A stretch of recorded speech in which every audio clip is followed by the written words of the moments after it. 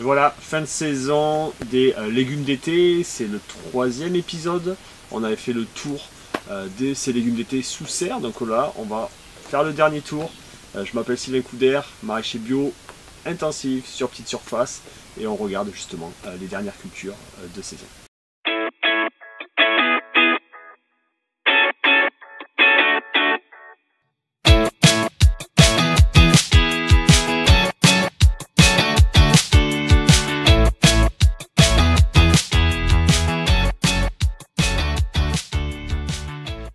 Donc là on se retrouve dans la serre avec aubergines, poivrons et tomates cerises. Comme j'avais un petit peu annoncé, voilà, j'ai mes aubergines qui sont bien grandes. Alors, il y en a qui commencent à un peu tomber, parce que c'est vrai qu'en fin de saison on s'occupe vraiment moins du palissage. Là on est mi-octobre, ou même pas 12-13 octobre. Il n'y a plus trop d'intérêt à garder des cultures. On peut même début octobre, au 1er octobre, on pourrait les enlever. Alors moi j'étais pas vraiment pressé cette année pour changer et pour passer à une autre culture, mais le peu de légumes que vous allez sortir à partir du 1er octobre, souvent vaut pas la peine de garder les cultures là. Vous allez toujours vous retrouver avec des petits fruits, quelques fleurs qui restent, mais le rendement va vraiment chuter avec les jours qui diminuent, le froid de la nuit, etc. Donc c'est début octobre ou mi-octobre le bon moment de faire le vide, et comme ça vous avez encore le temps de remplacer par des cultures qui vont pouvoir pousser pendant l'hiver, de l'épinard, des salades, des mesclun, des navets, des radis, de la roquette. Voilà, ça pourrait être remplacé aujourd'hui par des cultures avec évidemment de l'anticipation, des plants qui ont été déjà plantés ou semés en pépinière, et puis vous voulez les remplacer pour après avoir des cultures pendant l'hiver. Donc voilà, là les cultures sont terminées pour nous. On va commencer le nettoyage cet après-midi. Il y a un peu de boulot, on va sortir tout ça. Donc on va d'abord couper les pieds, enlever les ficelles, enlever les structures, les toiles de paillage, les gouttes à gouttes, et puis remettre un coup vraiment de propre. Ici il ne va rien se passer d'ici le printemps, donc j'ai encore le temps de faire un engrais vert ou alors un bâchage pendant l'hiver pour protéger le sol. Je vais aussi refaire en plein d'eau, c'est un peu bizarre, mais là la serre a quand même pas mal séché en cette fin de saison. J'évite de laisser vraiment la serre complètement sèche pendant tout l'hiver. Je l'ai déjà dit plusieurs fois, l'eau c'est le premier élément fertilisant, c'est le premier élément de la vie dans le sol, donc ne laissez pas sécher vos serres pendant l'hiver. Donc voilà, refaites aussi un plein d'eau à cette saison, c'est pas mal une fois que vous avez nettoyé les cultures. Alors là c'est les tomates cerises, comme on peut le voir, elles ont largement dépassé le fil de culture et on a vraiment lâché le palissage à un moment donné. C'est toujours pareil, il faut trouver cet équilibre entre temps de travail et bénéfice, parce que si vous allez jusqu'au bout du palissage, oui ça va être très beau, très structuré, etc. Mais est-ce que ça vaut le coup? C'est quoi aujourd'hui le rendement? C'est quoi le volume de tomates cerises que vous vendez à cette saison? En tout cas pour nous il est très faible maintenant, comparé à ce qu'il a pu se passer il y a un mois où on avait un potentiel de 150 barquettes ou 100 ou 150 barquettes semaine. Là on est plutôt autour de 10 barquettes. Donc on a divisé par 10 en fait le chiffre d'affaires par semaine sur la tomate cerise. Donc en termes de travail il faut aussi équilibrer ça. C'est pour ça que moi je finis avec de la tomate cerise comme ça, un peu en bazar. On a des récoltes un peu en hauteur, et là je vais vous dire, même s'il reste aujourd'hui encore de la tomate cerise, on va laisser tomber. On va aussi nettoyer cette serre parce que les ventes sont trop faibles par rapport au temps de travail qu'il faudrait faire là-dessus. Donc là ça va être pareil, on va couper les pieds, enlever les fils pour venir nettoyer cette serre là. On peut voir que je suis dans la même serre que les aubergines. Alors ça c'était une organisation que j'avais voulu faire cette année comme ça. C'est pas forcément judicieux. Les tomates cerises font beaucoup d'ombre au niveau des aubergines, et j'ai eu ce rang là juste à côté de moi où il a été vraiment plus petit, plus chétif, et ça c'est dû à la présence de ces tomates cerises qui ont quand même un petit peu mangé la lumière, peut-être des nutriments même au niveau des aubergines. Donc ça c'est quelque chose qu'il vaut mieux éviter de faire, de mélanger comme ça tomates cerises hyper vigoureuses, greffées à côté d'aubergines. Ça serait c'est pas l'idéal. Au niveau des poivrons, on va être sur le même principe. Alors eux c'est des cultures qu'on pourrait garder encore un peu plus, ils sont moins sensibles à la durée du jour et au froid cette saison, ils continuent un petit peu à grossir. mais là aussi les ventes quand même commencent à baisser sur nos marchés.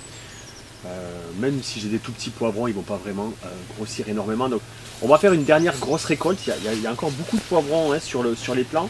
Ils ne sont pas tous rouges évidemment et pas tous très gros.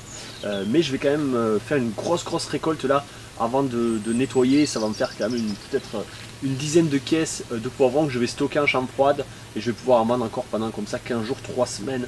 3 semaines, ce sera le max au niveau de la conservation du poivron en chambre froide. Voilà, dernière grosse récolte. Et puis pareil, après on nettoie et comme ça on vide totalement cette serre pour la préparer pour l'hiver.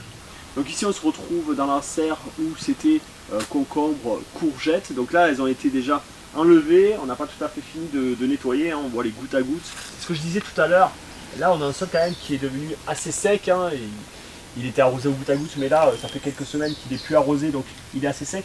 Et ça c'est pas l'idéal hein, de laisser un sol comme ça.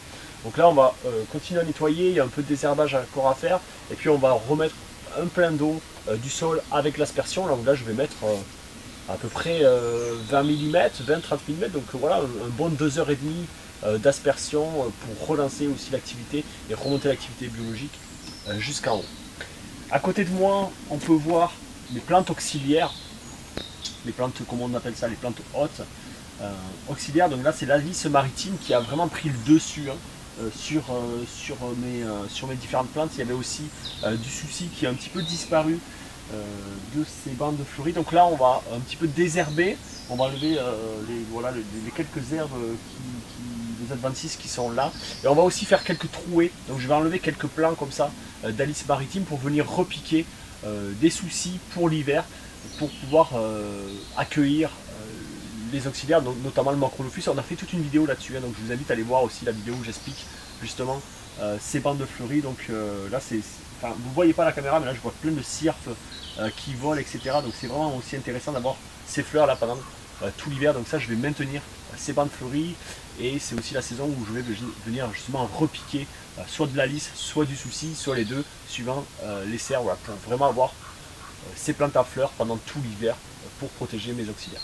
Dernier tour d'horizon pour les légumes d'été, donc la serre principale de tomates, hein, on voit beaucoup de maladies qui commencent à s'installer, beaucoup de jaunissement, c'est normal, on est en fin de saison.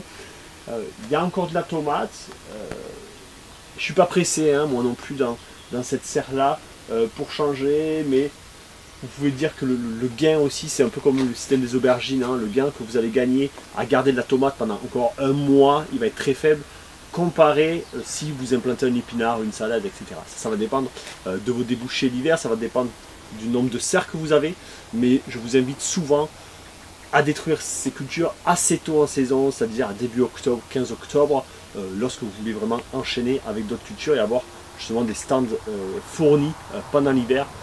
Si vous faites le calcul de ratio, ça sera plus intéressant. Donc moi là je vais encore récolter un petit peu, mais c'est pareil, hein, c'est vraiment les dernières récoltes. C'est normal hein, d'avoir des plants qui commencent à être malades, hein, qui commencent à être jaunes comme ça en fin de saison.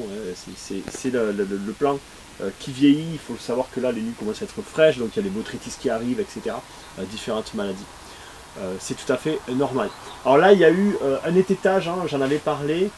Donc les plants, une fois qu'ils sont arrivés au fil, on a coupé toutes les têtes pour ramener de la lumière au lieu de continuer le palissage jusqu'au bout. Ça aussi hein, c'est quelque chose qui va nous permettre de gagner du temps que d'avoir un palissage nickel jusqu'au 15 octobre. Est-ce que vraiment c'est utile? C'est pas forcément nécessaire. Donc ils ont déjà été bien étêtés, donc ça permet de re-rentrer de la lumière. On avait aussi enlevé l'ombrage il y a un mois de ça, pareil pour rajouter de la lumière et finir tranquillement la saison comme ça. Donc voilà, dernière récolte sur les tomates. Et puis comme tout à l'heure, hein, on va nettoyer, enlever les bâches, etc. Refaire un plein du sol, vérifier toutes nos plantes hautes sur nos bords de serre pour repartir pour l'hiver, pour hiverner on va dire nos serres.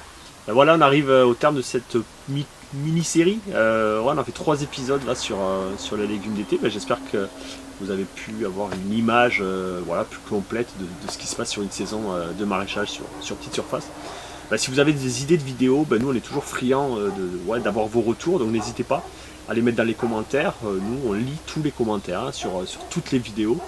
voilà, on écoute, on regarde, on répond. Voilà, n'hésitez pas si vous avez des idées pour la saison prochaine, pour l'hiver, des choses qui vous diront ah ouais j'aimerais bien savoir ça ou comment ça marche ce truc, cet outil. Ben voilà, on attend vos retours et puis je vous dis à très bientôt pour une autre vidéo.